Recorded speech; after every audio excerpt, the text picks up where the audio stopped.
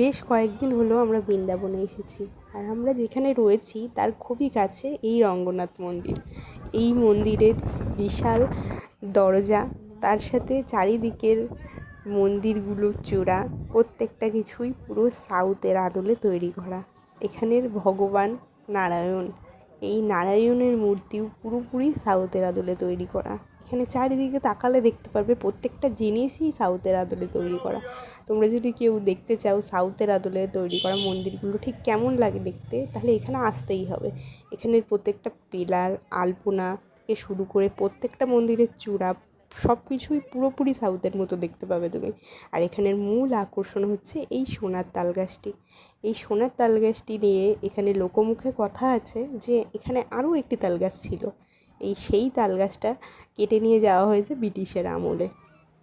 এখন রয়ে গেছে এই একটাই তালগাছ। আর এই সোনার তালগাছের ঠিক সামনেই রয়েছে রঙ্গনাথের মন্দির। যেই রঙ্গনাথ হলো আমাদের নারায়ণ ঠাকুর, নারায়ণ দেবতা।